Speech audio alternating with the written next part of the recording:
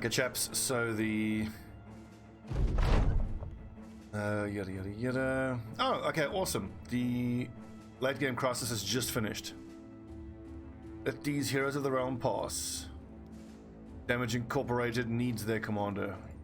Best bet that. Nice, we just got through the greenskin invasion.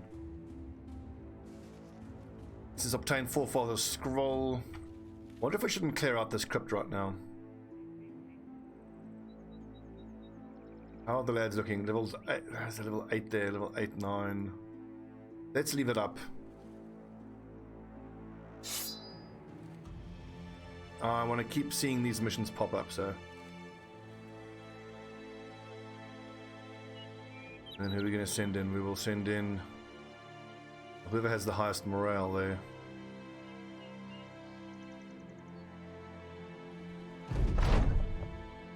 Step into the ruins, much as clamber. Okay, looks like we have what we need. Oh, that would have been a comparatively easy fight. But like I said, I don't want to remove this ruin. I want this ruin to stay here and to keep generating missions for us.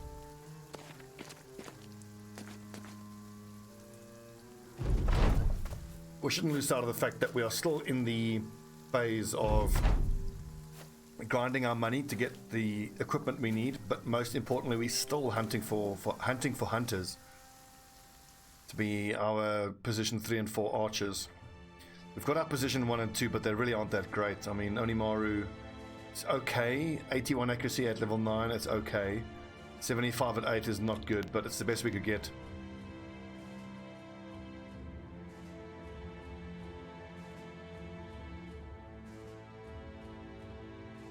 Polearm user, Beneman, and a couple frontline reserves.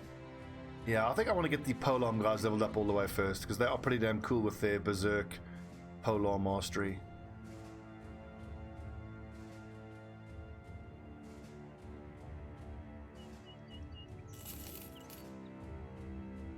Keep on grinding, boys.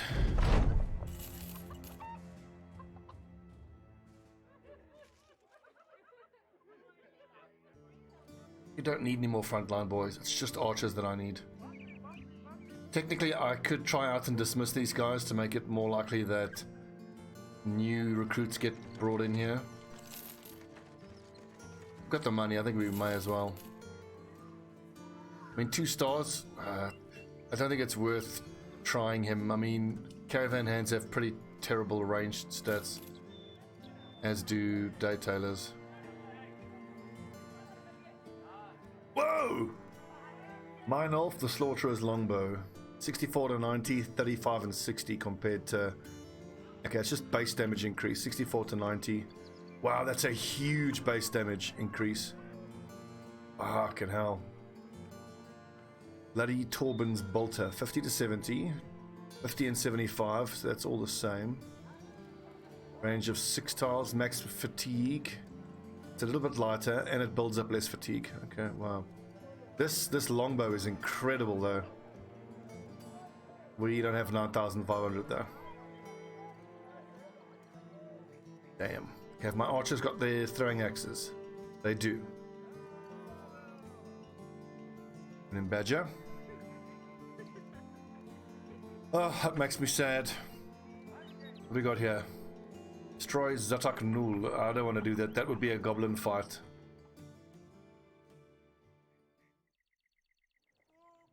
I had a goblin fight, I think. Ugh, uke. No thanks. It says here the ambition is to defeat the greenskin invasion, but we just got the notification that it's over, so any second. That'll pop up. Again, 3,000 for a warbow, but I've already got 2 warbows. And a 3rd waiting in reserve.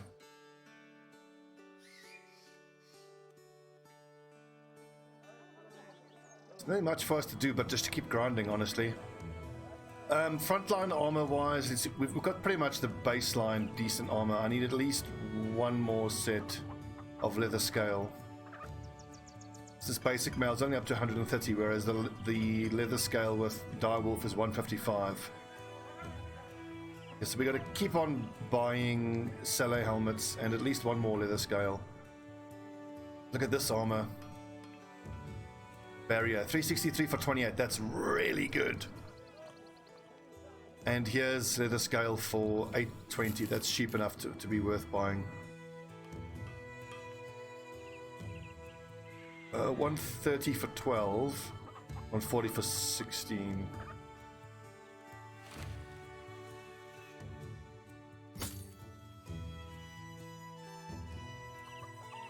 But if we can run into another group of dire wolves, we will certainly attack them. So those one skull missions I'm not going to bother with.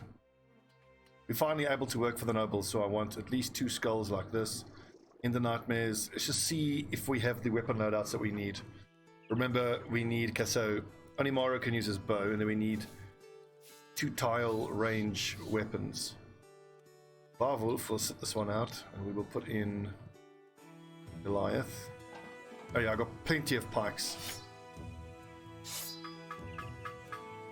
Okay, so I've been playing it offline today. Most of my brothers are level 11. I'm probably 2 or 3 more days of offline grinding away from being able to do a spotlight video on those offline Roman style peasant militia. They're actually not Roman style. I'm having them all specialize. I've got 9 brothers up front. The 7 in the center are all shield expert, quick hands, hammer and cleaver specialists. And then just the 2 on the outside I've had to compromise. They don't have weapons, hammer specialization, but they do have underdog.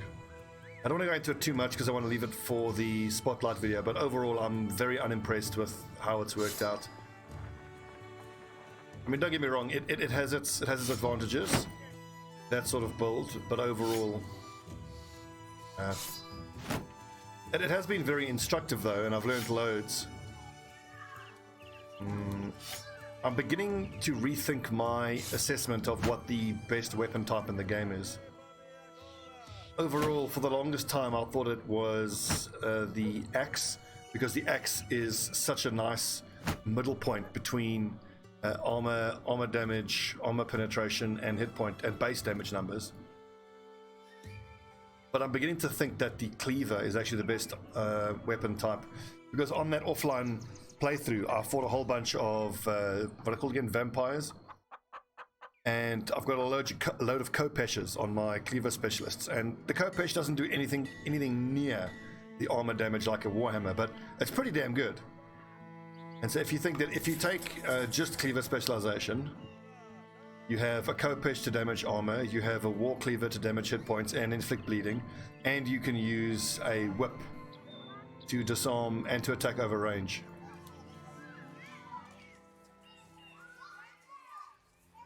Yes, indeed, and I think the two-handed axe is, I'm pretty damn sure it's the highest single target damage weapon in the game. Sweet. Greenskin invasion defeated. Aegis, oh god. Ikri Polarm, can you calm down this dude? Oh, fuck's sake. So that was our monk trying to calm down the wild man. Fine. Here we go, people.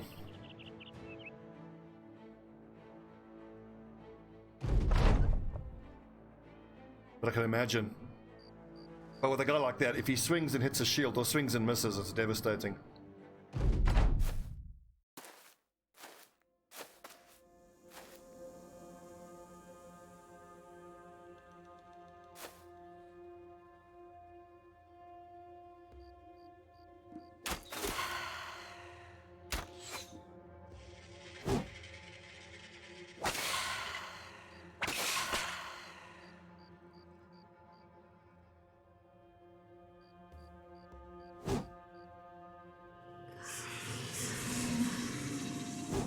Oh, come on. Nice. Berserk propped as well. Yeah, these fights are going to get easier as more and more lads have access to Berserk. But do you see how good the whips are? Whips are just such amazing weapons. The utility, the damage, the bleed, the disarm. So good. So anyway, oh, whoopsie, I could have attacked again there. with that offline campaign, I'm going to keep leveling up a little bit more. But I made sure to make a save file about 100 days in, where most of those lads hadn't started taking weapon specializations left. So, and I'm going to go back and I'm going to compare back in time and compare how is sleep here. There you go.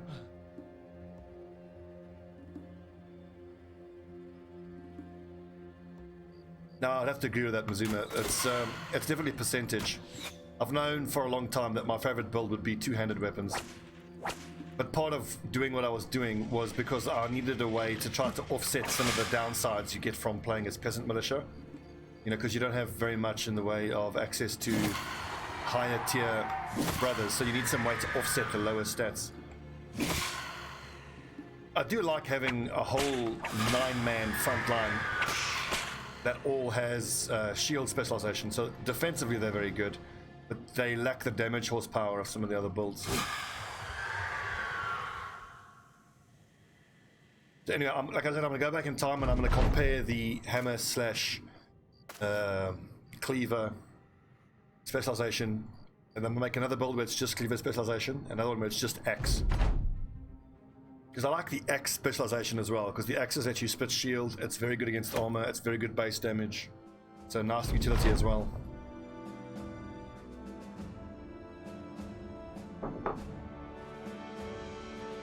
Oh yeah, agreed. What a great swords. I do not use the split all that often, just to the axe.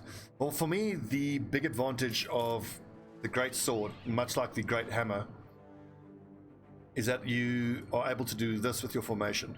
And you put, like what we're going to do here, we're going to put great hammer, great hammer, great hammer, great hammer. And very often in fights, the AI will see the gaps there and try to go into it. And then when you have this guy swinging in a semicircle and this guy swinging in a semicircle, it's just so much fucking damage overlap. It's amazing.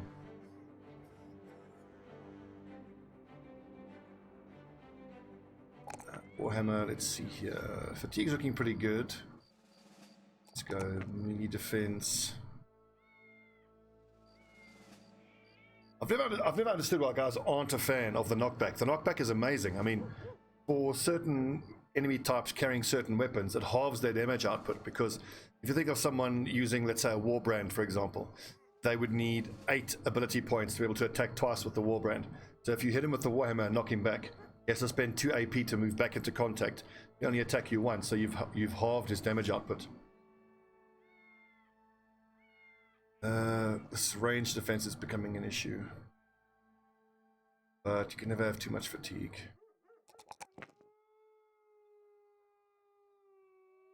Okay, so let's think very carefully about what we're going to level up. So important to not get these level ups wrong. Tanky lad, raider lad. Level 10 is supposed to be killing. No, level 9 is supposed to be berserk. I've leveled this guy up all wrong. I think it's because I've taken Colossus on him.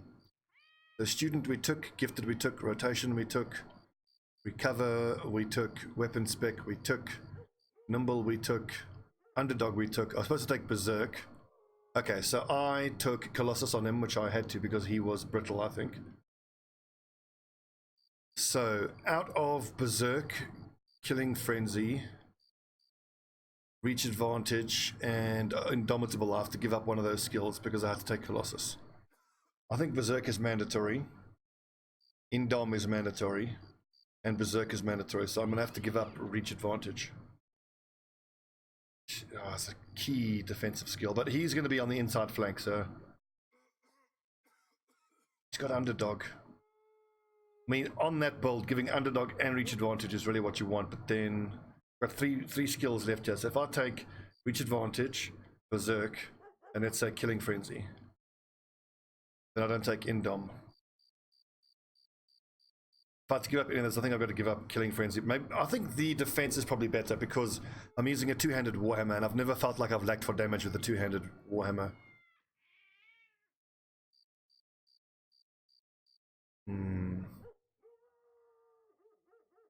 Okay, so Emmanuel 3, he's one of the outside flank guys, so I think defense is more important for him. Got 3 perks left here. We're going to take reach advantage, berserk, and indom. We're going to skip killing frenzy. At level 10, let's take Berserk. 11, we'll take Reach Advantage and Income.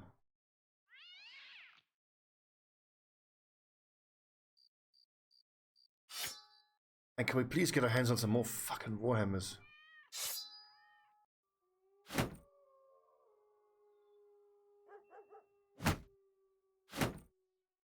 Right, Mr. Torturer Man. Warhammer. Torturer. You're absolutely right about the personal preference thing. I think it's one of the best parts of the game. I'm sure a lot of you guys are tired of hearing this, but there's no objectively right or wrong way to play or build, as long as you play in accordance with the strengths that you're going for, and the techniques and the tactics you're going for. It's a military pick. 1, 2, 3, 4 military picks. Sure, where's my backup Warhammer? Here we go, Goliath. So he's got to hang on to that pick. He'll use it eventually.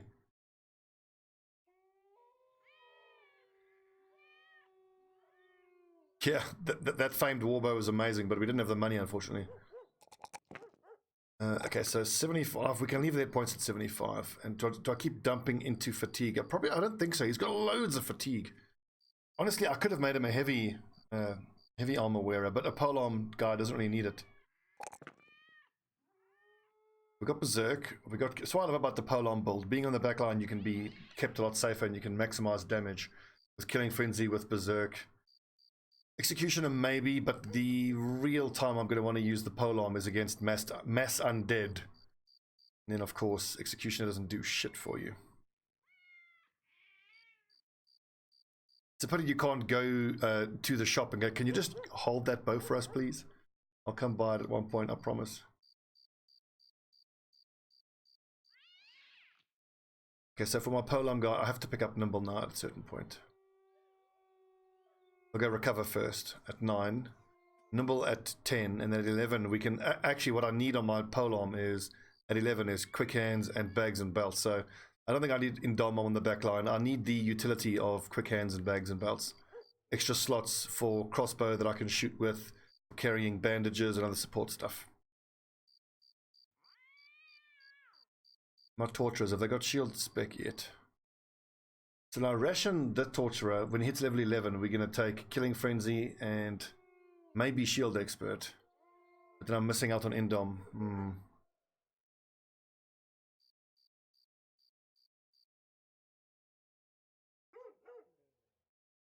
So for a Cleaver Specialist here, what 2 other perks do we take? Like Shield Expert. I think Killing Frenzy, definitely. And I think I've got to go Indom. Indomitable is such an important skill. So like, I like Shield Expert because it means that you can actually use famed shields without worrying about them getting split in half by a single orc with a big axe. That's a 3-skull raider fight, which we can probably do. 7.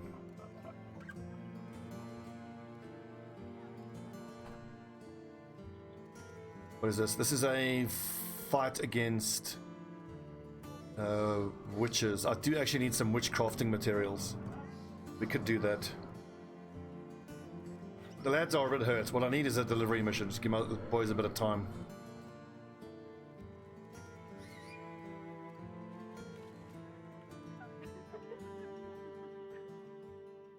Right now, what I suppose I should be looking to do is to take escort or delivery missions from all the way to the north to all the way to the south, because I need to keep bouncing between the 2 cities that have hunters in them.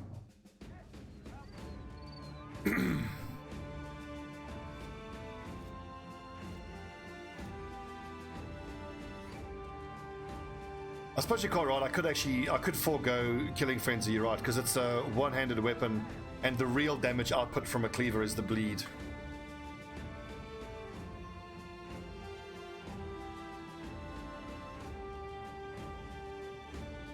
You know what? I think you're a damn genius, Comatose Badger.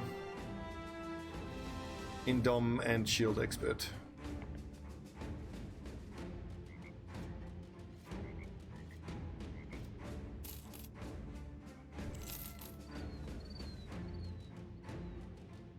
I think I'll get more than 502 for that. Oh, we can never have too many battle whips. Keep buying battle whips whenever I can find them. So all 3 of my torturers have a whip. But if I'm fighting a huge group of enemy undead, then I want even my hammer dudes to be using whips. And you saw how amazing the whips are against Alp. We currently have enough weapons that we can fight Alps, even 3 skull Alps with no problem.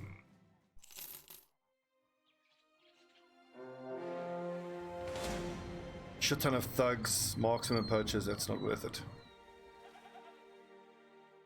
So this will be a 3 skull against unholds. I don't think we have the power yet to do a 3 skull unhold. I need level 10s and 11s on everyone up front. These unholds are fucking nasty. What's the HP numbers? 270, that's average. 250 is below. 269, they're all below average survivability. They're not going to survive very long.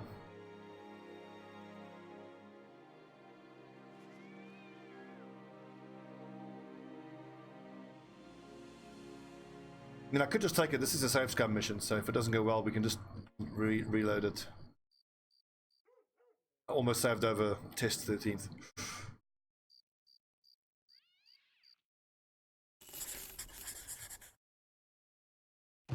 King's End Company might be in the area to help us.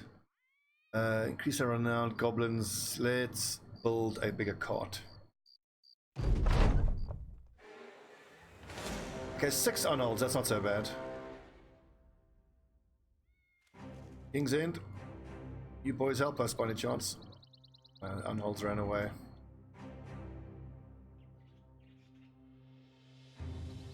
Right. Pikes are pretty damn good against unhold. These hammers aren't going to do much though, is the problem.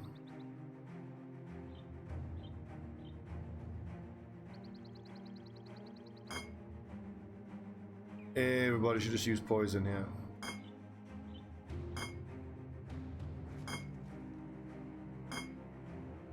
By the way, lads, the whips are actually not that great against the unhold, because the unhold only bleed for 1 turn.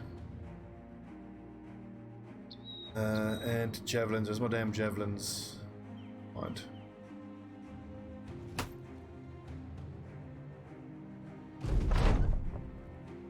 Give me unhold bones.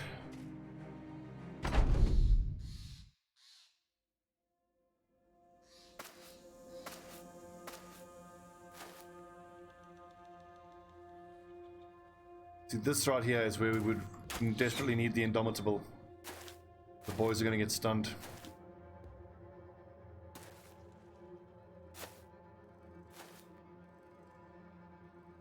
But in retrospect, I should have kept the whips. I could have got a couple of attacks off before they hit the front lines.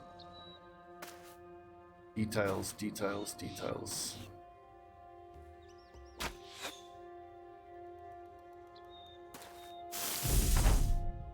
That's particularly true, actually, Kitten Attack, because the secondary attack on the cleavers, the Decapitate, is particularly good to finish off unholds. They have such a massive hit point pool that it can turn out to be quite a nice... So I'm pretty sure that unholds have, what's it called, holdout? Resilient. You put together any negative status effects only last 1 turn. I'm fairly certain that the unholds have that. I have memories of poisoning them and not staying active for very long at all. Oh, really, Mark II? This is my polearm lad.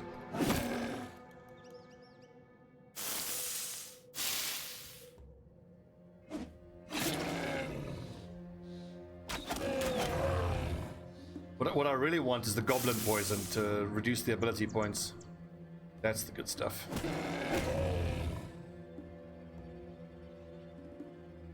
Okay, boys, hold the line. Maintain the formation.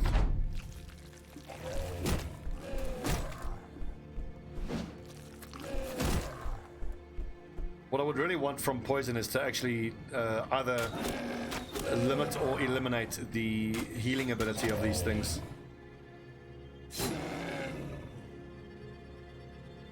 Just keep holding the line for now, boys.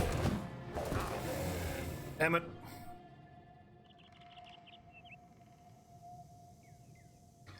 I would be surprised if it did. Because I think it would be way too easy if it did.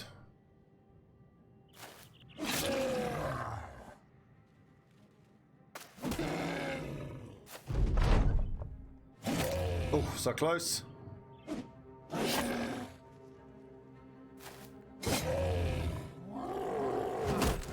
Are we? That throw over the shoulder ability is super annoying.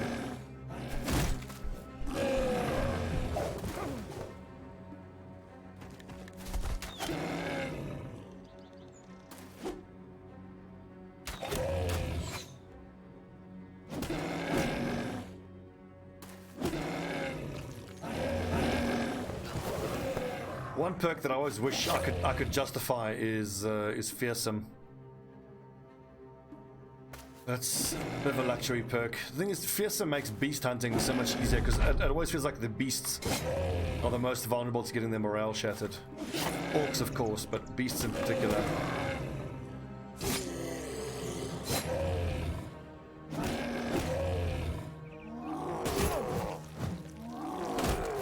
Owie!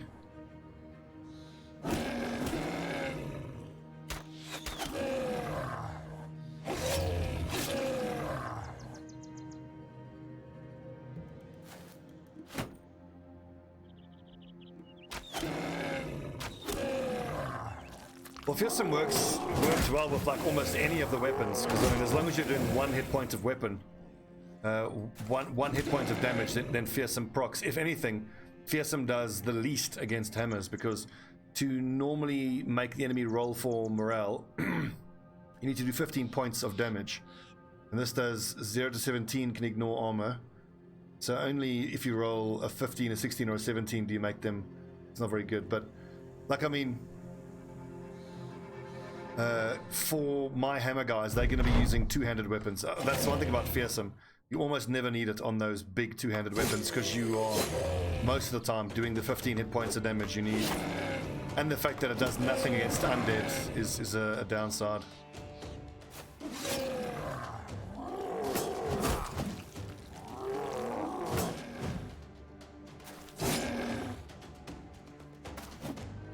Yeah, the hammers have the highest base hit point damage on hit.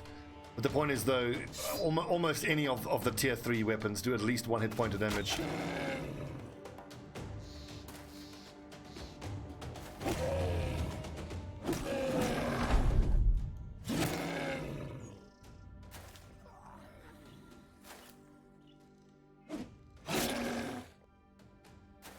Finish him, boys.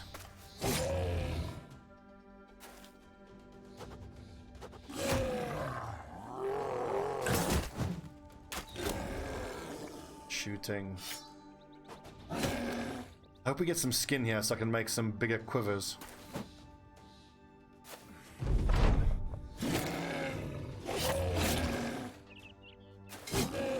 I'm also really glad I've got a couple of polearm boys now getting higher levels. They are so good for damage.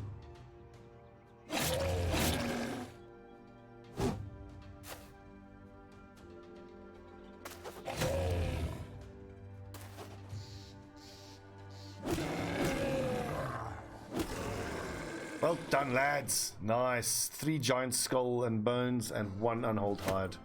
So the skull and bones we can make an armor attachment. Have we got our hands on any noble mail yet? No. Putting unhold bones on just a leather scale armor. How I feel about that.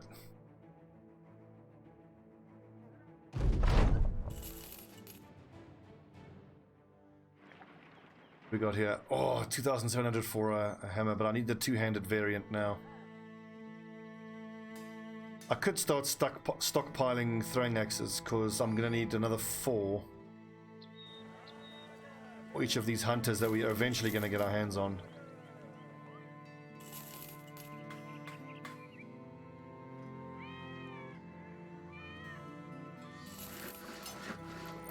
Fermented unhold heart, disgusting. Tastes distinctively awful. Let's go with large quiver of arrows.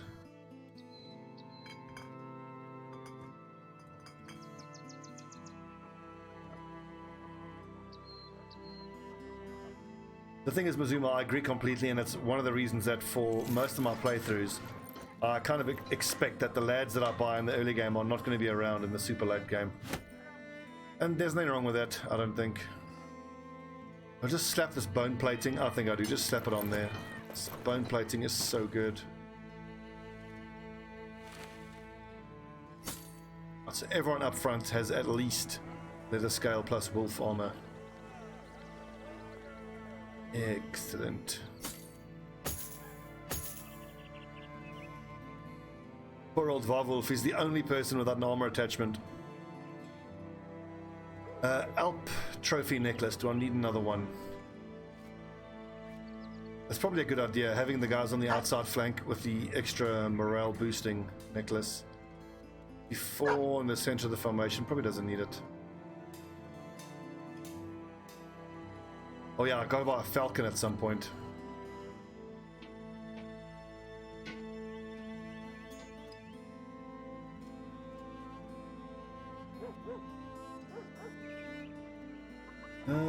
Cat potion, we don't need any of that stuff.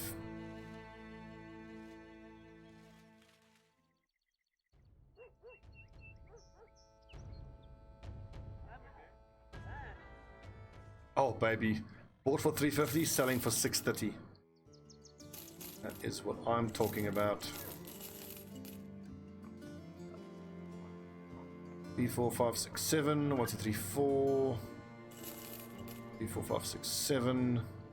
Remember, we're saving our way up to 7,500 here, but we'll still keep all our materials at max if we can. Plenty of nets. Deliver 3 days to the north. Perfect. It just so happens I want to go north. Who's super low level? Polearm lad doesn't need that.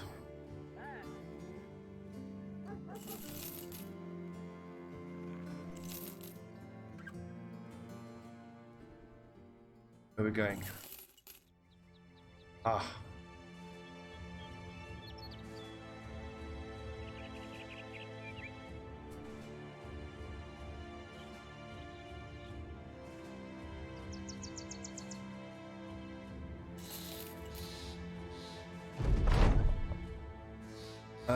Leave that thing alone. I would only take that if I'm feeling confident and strong, and I'm doing it for a noble house. If I'm taking the mission for one of the houses that I don't mind if I get annoyed, because I'm pretty sure you fail that mission if you do that, if you decide to stick your nose in there.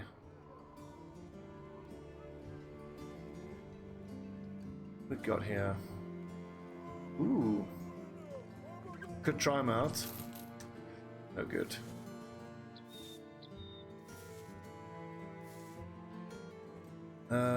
Real good. Famous shield. Incorruptible Bastion. Band of hard-boiled raiders camping out west. Come, give me a nice patrol. Excellent.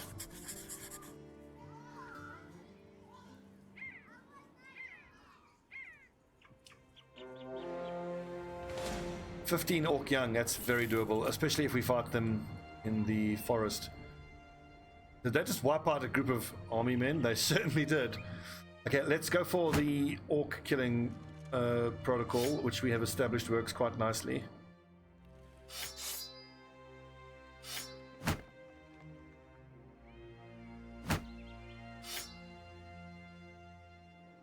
Whips and spears.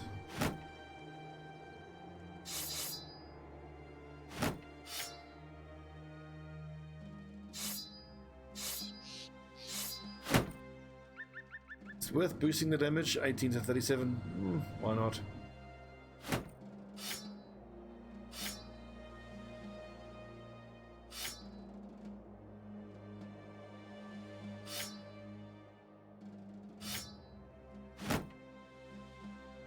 Then Polearm user Ikri.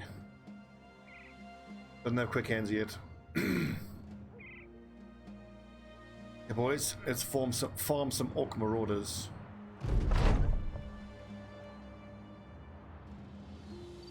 Not in the swamps. Piss off. That's better.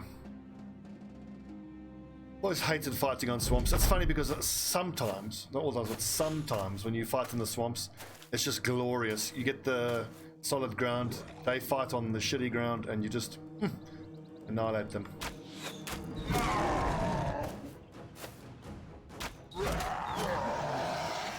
Get warbowed, you nerd.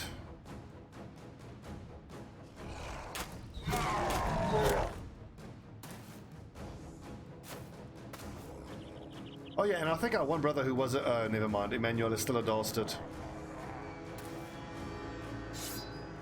Well, eventually he won't be a dastard.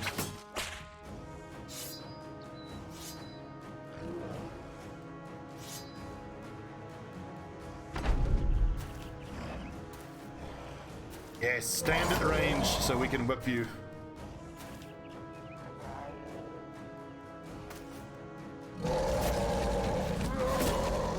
Oh, unlucky Gungnir.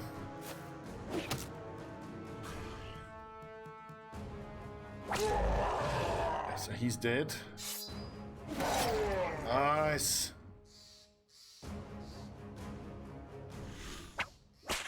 Two brothers with Fearless.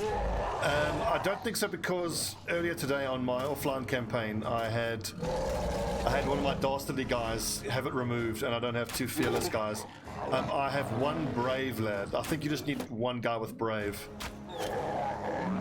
and then the Brave guy just makes the dastardly guy undastardly. In fact, check the wiki. I'm pretty sure I've seen the description on the wiki saying you just need Brave.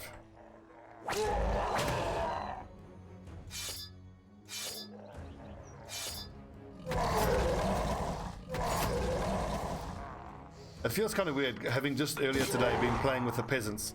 It feels like I'm like, where's the rest of my squad? I love the peasant play background. It's such a good one. And I still maintain that with the peasants, if you put in the longest playtime with it and you are able to just, you know, hire and fire thousands of brothers and eventually get the good ones, you will get a hell of an amazing group.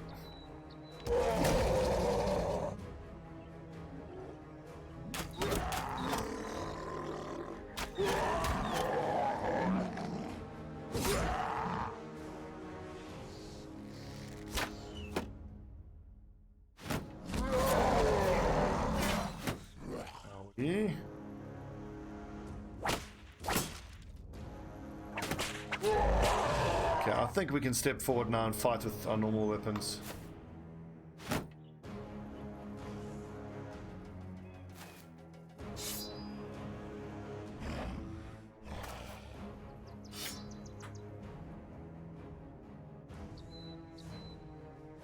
Okay, so maybe I do have two Brave guys. I thought I only had one, but apparently it must be two then.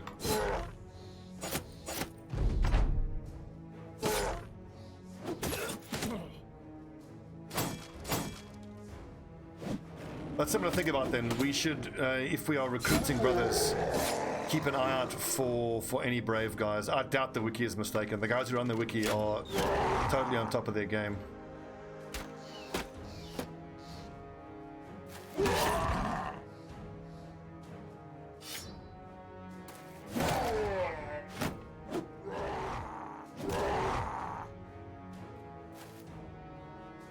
Get him, lads.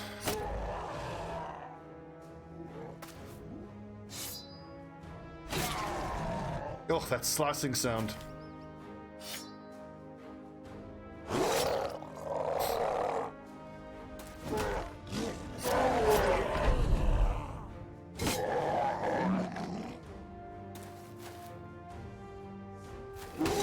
Nice.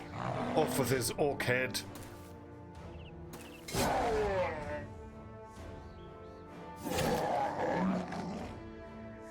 Me too. I also love hearing him die, but my favorite to hear die is the goblins, though. Ow! Because I fucking hate goblins. The little goblin shamans are probably the most irritating thing to ever have to fight against. Oh, I can't stand them. They make me sick. Just holding you in place with those roots. Ugh. It's a nightmare to fight against.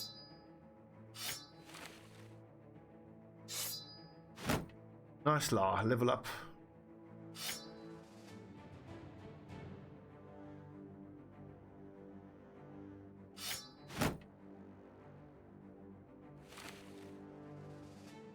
I actually need a few daggers. We're actually short on a few daggers, if you can believe that. I think the word, also what sucks about the goblins is they're such a pain in the ass to kill. Especially when you have to walk up to them and they're just like, you know, whip out their dagger and double stab someone to death. But after all of that, you can't even use their gear because their gear is, like, their weapons are kind of subpar, but their armor is, you know, not usable. Okay, level 10 hammer torturer. Where's the other level 10 torturer already? So it looks like, yeah, I have to get recover at 10, and then we said at 11 we were going to take. But there's differences here. Oh right, that's right. Verondox was the hammer torturer who took both. Now I recall.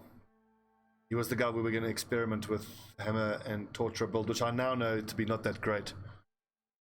The only time I've ever wanted to use famed goblin gear is when I have like a low level type of brother, but he's got quick hands and I want him to be able to at least do some range damage. The little famed goblin bow has like a plus 15 chance to hit, even though it does less damage.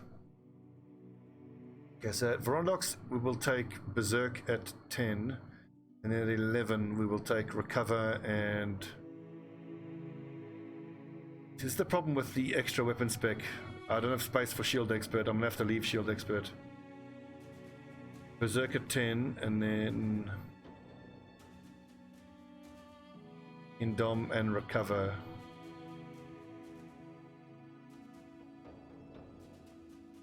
Level 10 Archer, nice, getting up there. Its range defense isn't good enough though.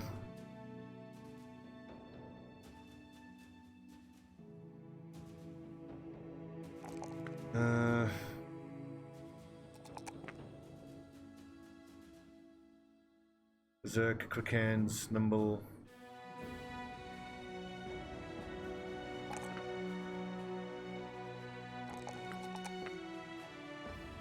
Yeah, the slad's hit points are too low though.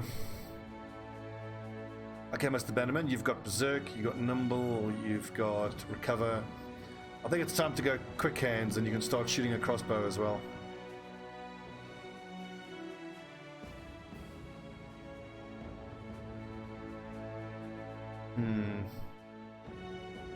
I definitely do want bags and belts as well for the extra utility. So let's go quick hands at 9. Quick hands at 9. Bags and belts at 10. And then 11 we'll take... I don't even know. Bannerman? Rotation? No, he can't take rotation.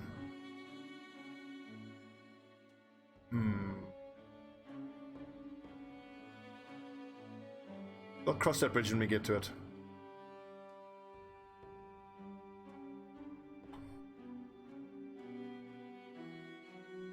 Right, we need 5 more heads. See if we can find some zombies there, or maybe some spiders in the forest.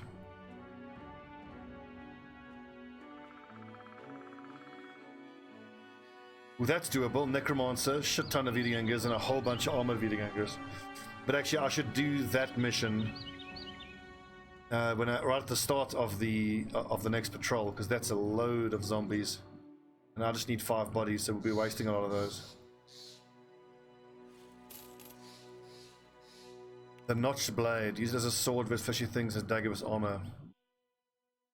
Yeah, like I do like that, but the thing is, to get the extra fatigue lower from it, you would need to take sword specialization and dagger specialization.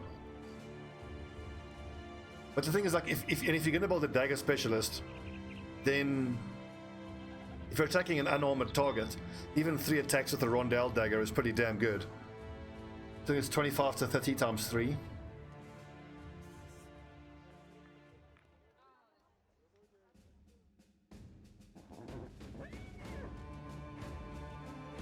None of that looks like it's any good.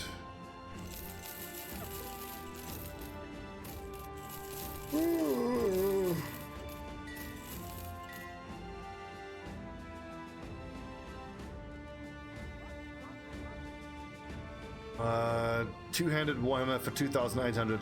Let's finish this ambition first. Just go get paid, and then we can come back here and get that. 3, 4, 5, 6, 7, 2, 3.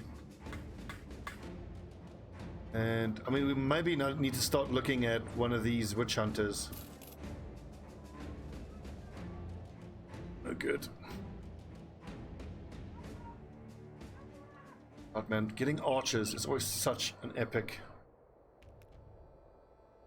Well, while we're near the north, we should pop up to Donnersborg. See if we can go to, because we know that there's hunters' cabins there.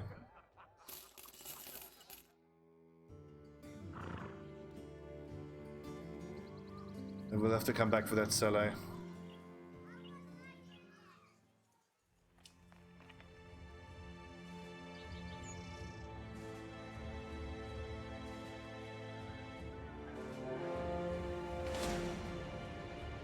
A couple chosen and some reavers. I think we can do that.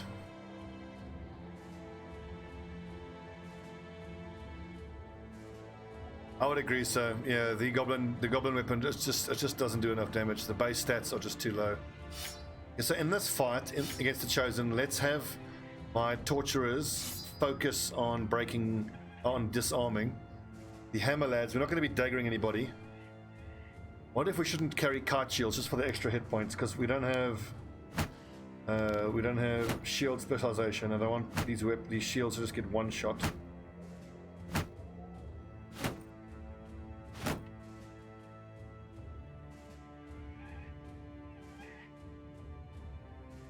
Like nets are going to be important.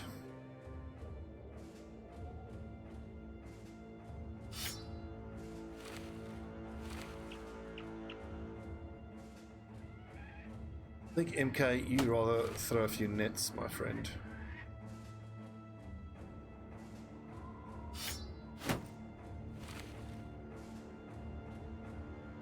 This is pretty scary. There's 3 chosen there and a bunch of reavers. Let's hope these reavers give us some heavy throwing weapons. I really want to get my hands on heavy throwing axes. Speak of the devil.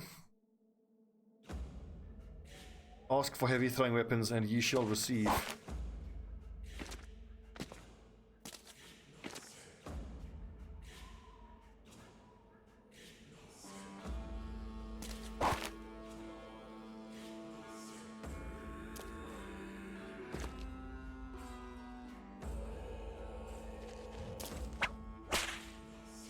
One of my viewers asked me, is it possible to disarm an enemy, knock them back, and then pick up their weapon? The answer to that is no. I tried it today. So it looks like when you disarm an enemy, it puts their weapon into their inventory rather than making them drop it on the floor. See how much even one-handed warhammers are amazing. So rugged scale armor hit for 133 damage using destroy armor, and that was like minimum destroy armor. He has battle forged, so even through battle forged, I one-shot his armor.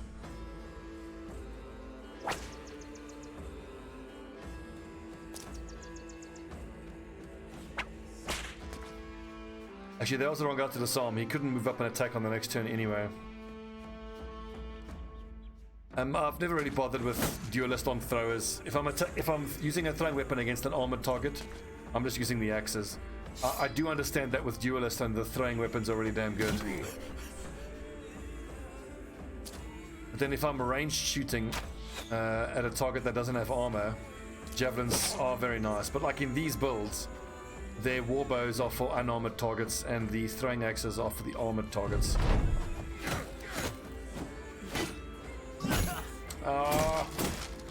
Wait, did I? Oh fuck! I forgot to rotate that archer out.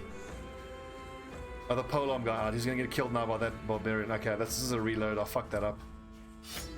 Too busy talking about builds and shit. Splat. Dumbass, Stobbie. Fucking dumbass.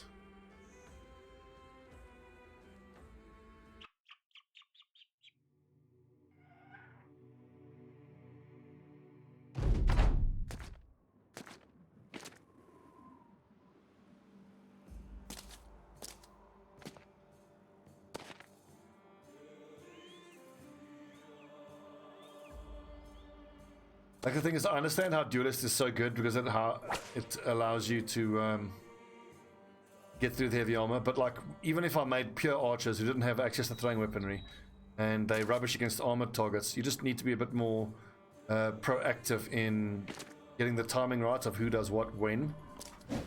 So you just make sure that your armor destroying guys act first. In hell. It's 1, 2, 3, 4, 5, 6, 1, 2, 3, 4 down to the south. So I think you guys are enough to take care of them. So the Rondox goes up north.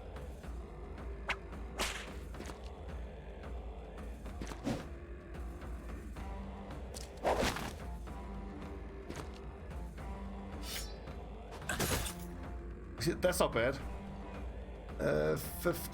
30 armor damage. Okay, that's not that much.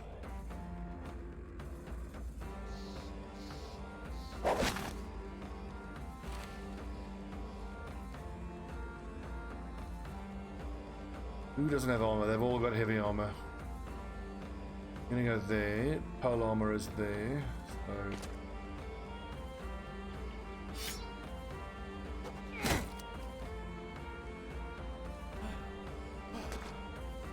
shit, I fucked that up. Someone's gonna be at height disadvantage. We're not playing very well this last few days.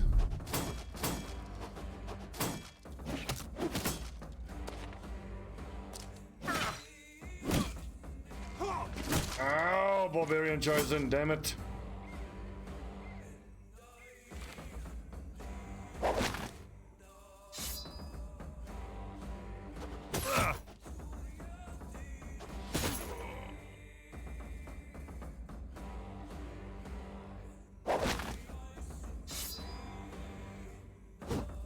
Boys.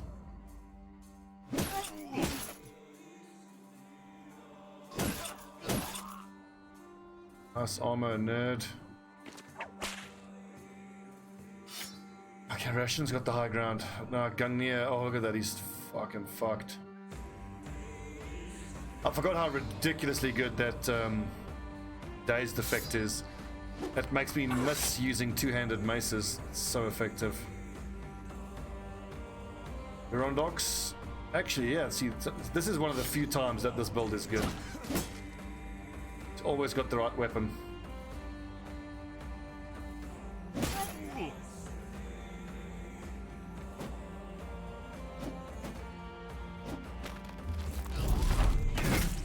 Ow!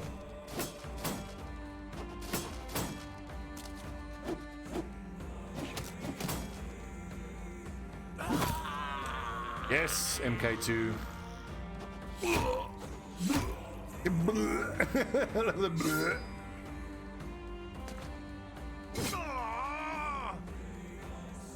Okay, I'm shooting an unarmored target, so warbow. Wait until the armor is stripped. Ah! Isn't this the best song in the whole game? I think it is.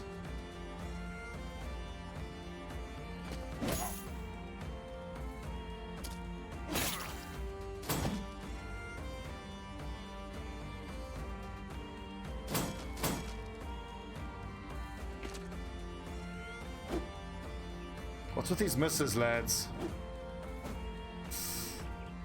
Well, crushed hand, I suppose.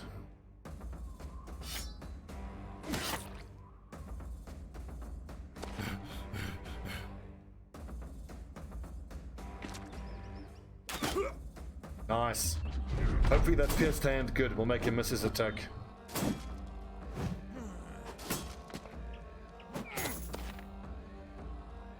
Looks like I've gotten to the worst of it. Should be fine here. We should be fine, he said, before everyone died horribly.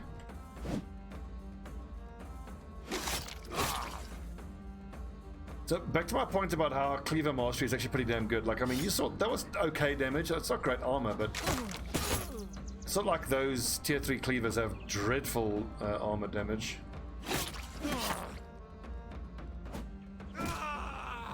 Ah, I have to stop doing that. So often I auto-intern. Hmm.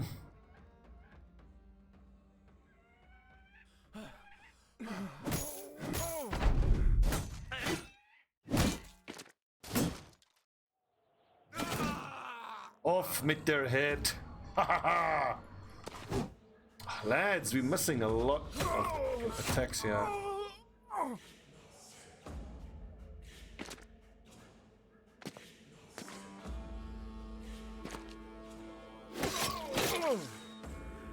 I just want to see some throwing weapons here. Come on, boys.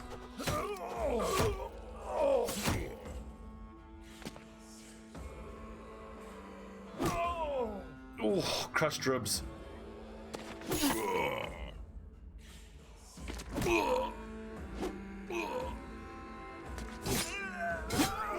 I see the polearm. Bah, bah, so good. And not a single throwing weapon was had. It's kind of hard to kill them while they still have their throwing weapons equipped. I feel like you kind of have to find one of the enemy who is using throwing weapons, pepper them with arrows, and then finish them off while they're still holding their throwing weapons.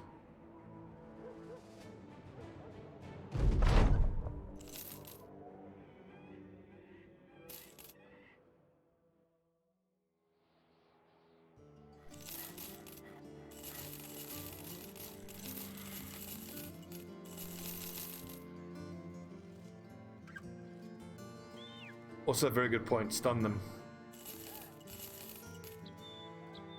But yeah, in this playthrough I've elected to not use any maces, which kind of hurts. I love the maces, they're so good. This is the city that has the hunting cabins. No, that's ever to the west. Honestly, let's explore here. Yeah, boys. Extra inventory space. So we've gone from 99 inventory space to 126. And we can do that one more time to get up to 150 something.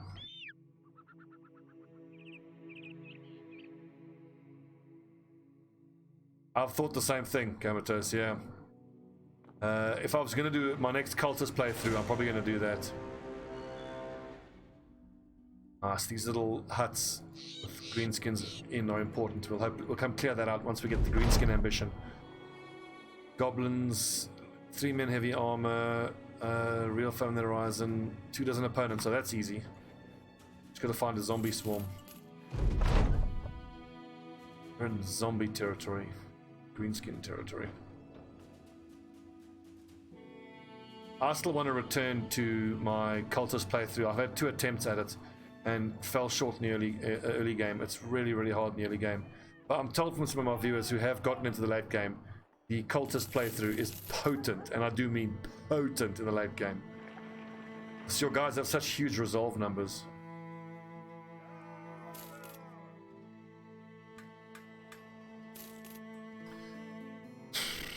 You know, I'd love one of the 2 brave guys I need, but the quest for hunters continues. What is this? No, I don't want to fight goblins. Fuck that. Come, give me a... Ooh, this looks like an escort 5 days to the south. It just so happens Dunkelberg is exactly where I want to go. I think what I need to do with the cultists is hire, right from the beginning, hire beggars and refugees and that sort. And just keep them in the reserve. Is it 6+ guys in total? The way I understood, you have to keep sacrificing as the campaign goes through. And I imagine the sacrificing, the timed sacrificing, is separate from the sacrificing to get the Dovekul armor. I love a wild man.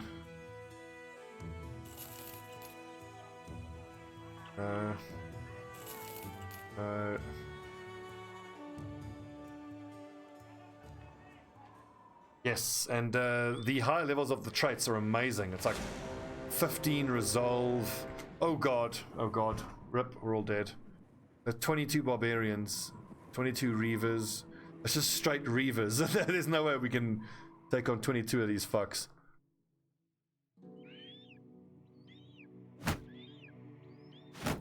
Just go around shields. I didn't try to break shields really last time. We can try the fight, but I think this is going to be a brave runaway.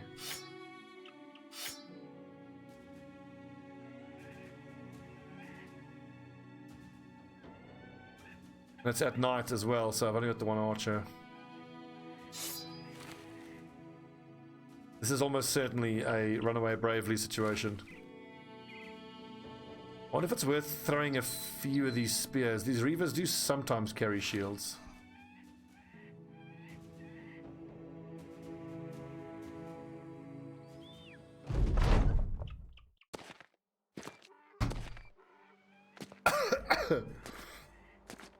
Holy fuck, that's a lot of reavers. Well, let's look on the bright side. It's a lot of chances to get throwing weapons. Woo, you know we did. Woo, you know you did. Oh, that dude, you know they did. They are so fucking dead.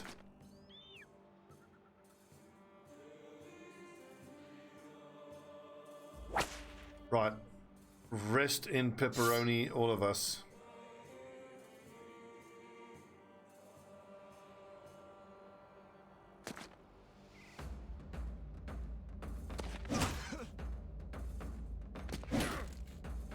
Damn headshots.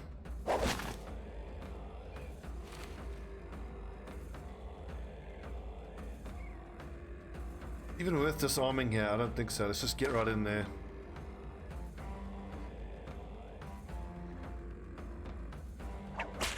Ah! Okay, actually that was a waste of disarm because the throwing spear can't be thrown when in melee combat, but I think these guys have quick hands, so maybe it wasn't a waste, because then he could have just quick handed and used his other weapon, but now he can't.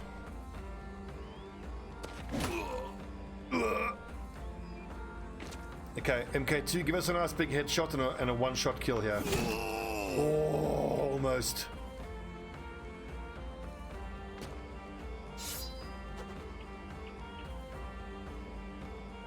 Do I rotate a potato, or do I just let these guys get cut down? I think I do rotate because I want to maintain my lines.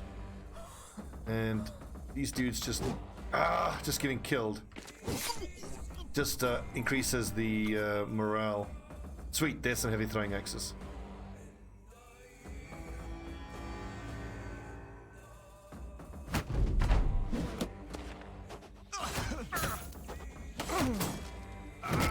Oh, rip.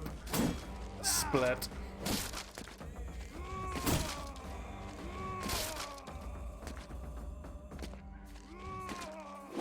No!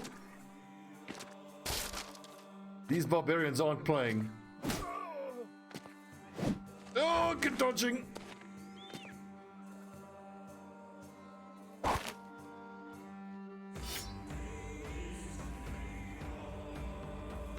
Blunts do have the best injuries, especially the head injuries. I still think that severe concussion is probably the best injury you can hope to inflict on an enemy. I do think that if I was going to do it with my cultists, I would want all of the frontline guys to have fast adaptation. There we go. Severe concussion. That dude is combat ineffective. He would be so lucky to land any hits.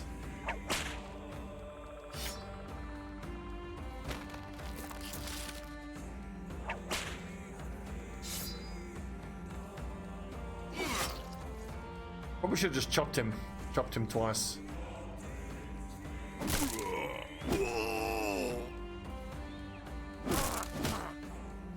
These fights are going to be so different once we have our two-handed warhammers.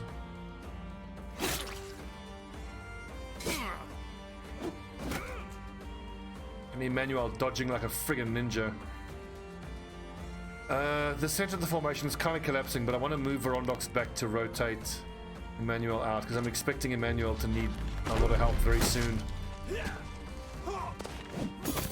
Ow.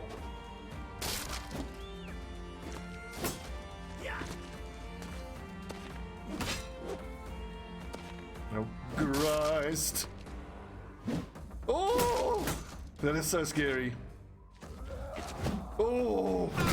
Oh, you see?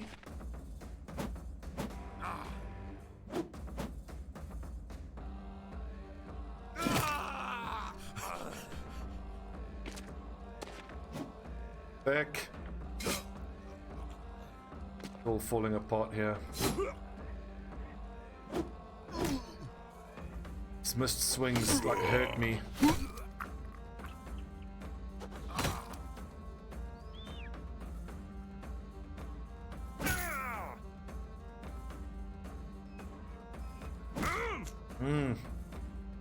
The bullock is amazing. Especially if you have a guy who's quite dangerous with a high melee accuracy. I like the bullock because you can attack from the back line and be so much more offensive minded with your perks. These misses are going to be the end of us. Oh Christ. Let's see, melee defense. Oh yeah, he's going to get ruined now. So let's just recover. I mean, Gagne can rotate, but worth it taking any... No, they're all of these guys are untouched. Up here north is where we're in deep shit. I could just drop a sacrificial dog. I'm sorry, Brock. Oh, that dodge.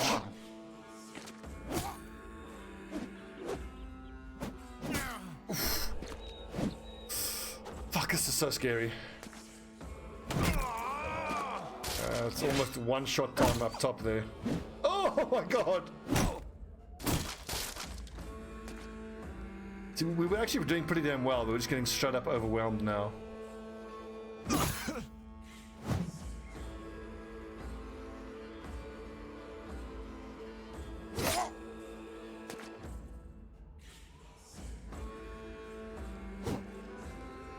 Oh, good.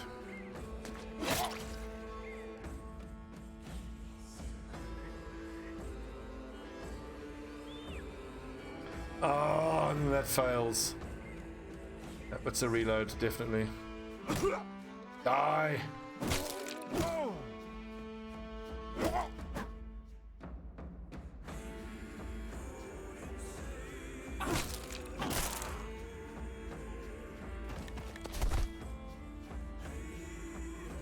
Oh, this is fucking bad, Paragon. Surrounded by 4 of these guys. 3 of these guys.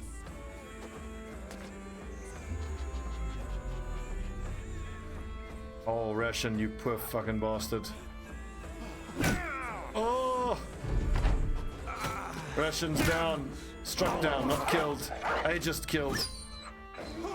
Yeah, there's no way we could do this.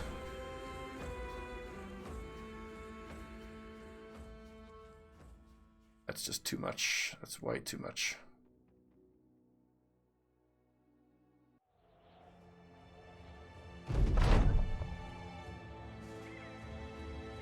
Hell, even if we had a fully leveled up squad, that would be a bit much. I mean, the Goblin Wolf Riders we can take on, probably no problem.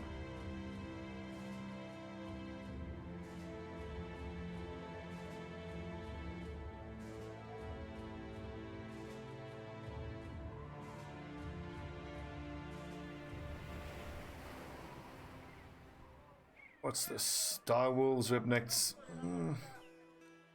Doesn't pale that much. We'd have to hope we run into Webnecks. Is there a... Yeah, we'll probably find Webnecks pretty quick here in this forest.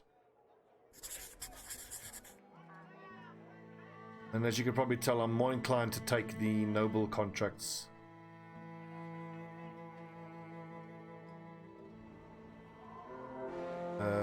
Witch Hunt Hills, Direwolves, Webnecks, and Nocturs. Region of where? Witchmount Hills. Oh, there, okay.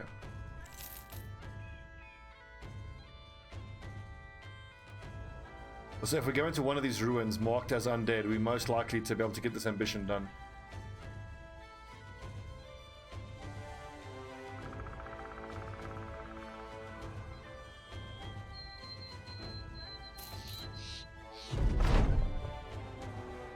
What is this? Oh, this deserter guy. What? Who? Where? Thank you, mercenary. Let's see. Welcome to the company. Let's look at his stats. He's probably going to be garbage. Most deserters are garbage. Yeah, and he is garbage as expected. Only once or twice out of like hiring like 20 of those over the course of the time that I've played the game. Have I ever found deserters that are worth it? Because you almost always have to give them fortified mind. It's almost never worth it.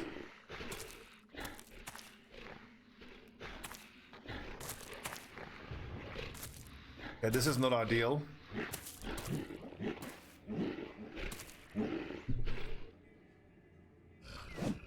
Sakes, not ideal at all.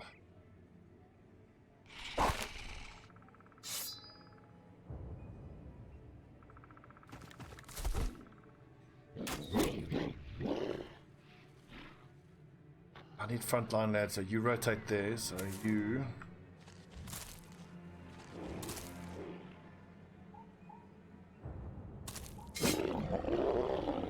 This is bad. Very, very bad.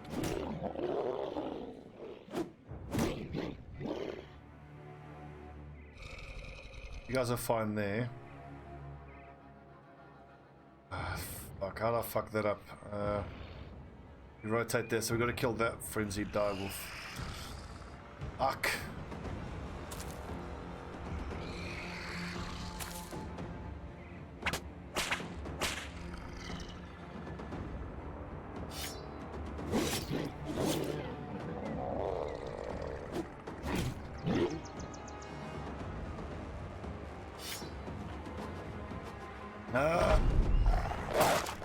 They've all got overwhelmed. This sucks.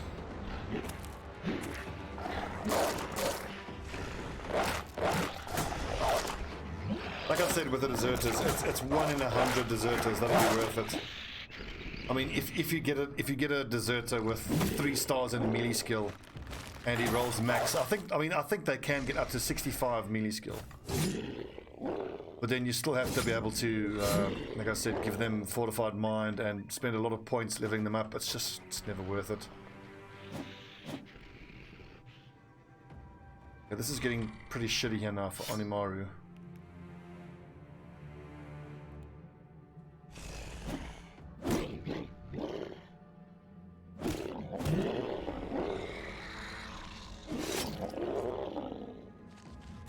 Whew, close call.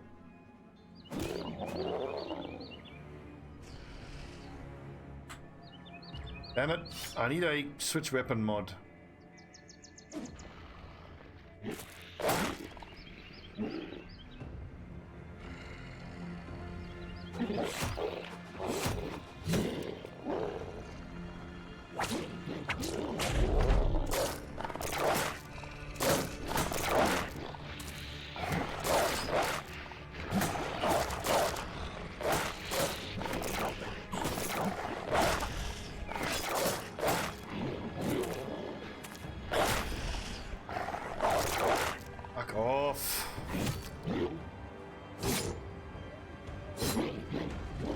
These pole arm lads are just doing the business. They are so effective.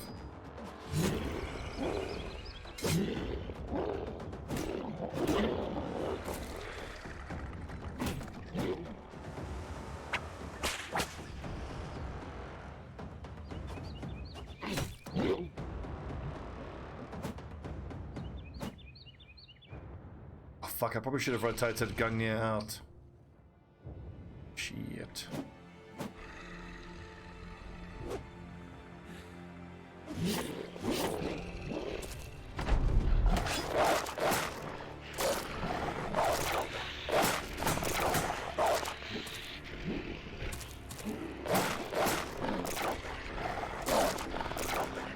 If you get a deserter with 30 resolve and he's a 9-star brother and they're in the right place, then I think it's, you know, justifiable. Also, there are ways to fix someone with terrible resolve. You know, you keep him in the front of the formation right next to the bannerman. But no matter what you do, it's going to take a lot of leveling up and a lot of perks to get him, you know, okay.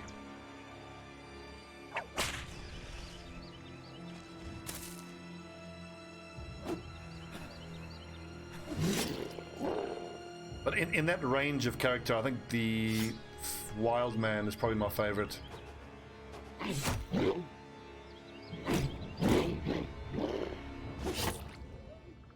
Pretty sure the wild man is the highest fatigue in the game. Base fatigue. I mean, the wild man's fatigue is on par with a hedge knight.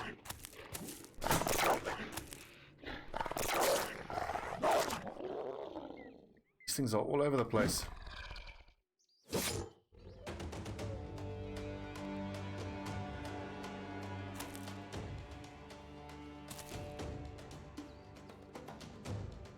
That's true, and you can also typically put a polearm guy right next to your bannerman.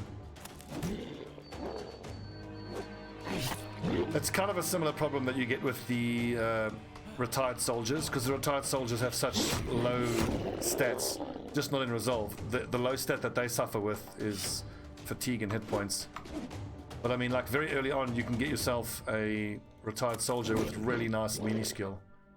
And if I think if I could make a retired soldier anything, it's a polearm specialist.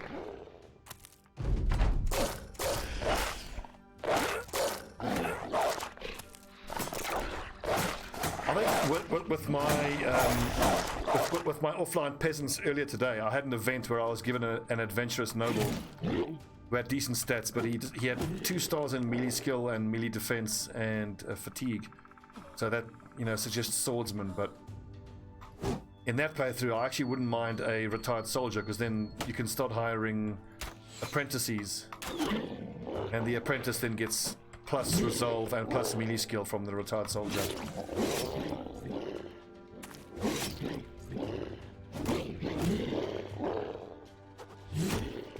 Nice, Animaru.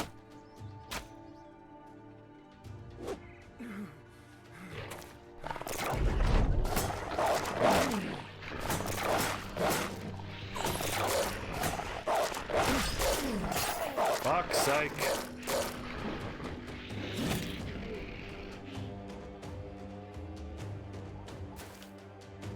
I mean, a direwolf with height's advantage is such a fucking problem to deal with. Die already. Ikri, that was amazing. Well done.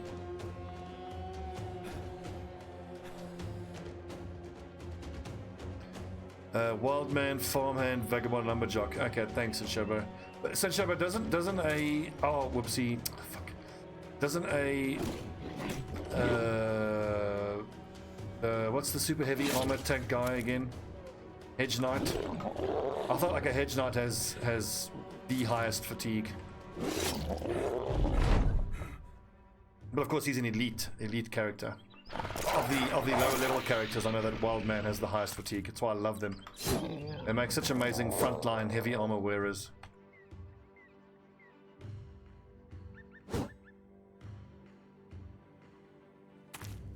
I also love a farmhand because they get that event where they get +4 melee skill. Number 6, interesting. Okay. I suppose the hedge knight, his real strong point is the melee defense and melee skill. 16 out of 20, that'll do. Return to Nibelheim. That was fucking rough, but I mean, if you're going to be ambushed by direwolves like that and you can't control the engagement, as you can see, it's really, really tough to deal with. Great fatigue on this Warhammer user. Right. Lavid Spear. I think it's time I'll give you Berserk. You've got Brawny, you've got Battleforged, you've got Recover. Get Berserk. I can't wait for these level 11, sorry, excuse me, for my Warhammer boys to start hitting level 11, then we can start giving them the two-handed Warhammers. I think you're spot on with that, and Wild Men get up to 130, if memory serves. Polearm user, so hit points would be pretty useful as well. Let's go. Fast adaptation only because Ikri was so garbage with his melee skill. MK2 doesn't have that same issue. I still can't believe that this dude is a gambler and he's actually usable. I've never seen a gambler that has been anything other than complete hot garbage.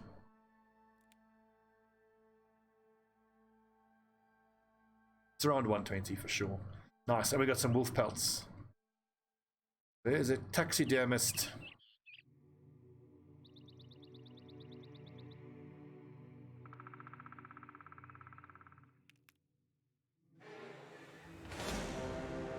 There's a hedge knight.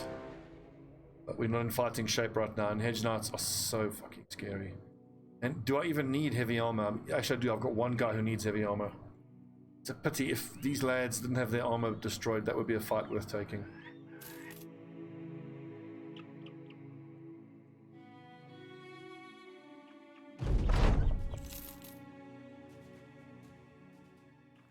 This is a fight. I think I'm actually going to take this because I need to kill some witches to get the crafting materials. We don't have any witch crafting materials now. We've got Nachtse, we've got Alp, we've got Dire Wolf. Okay, for those of you watching on YouTube, I gave you a nice hour and a half long episode. Let's take a little break.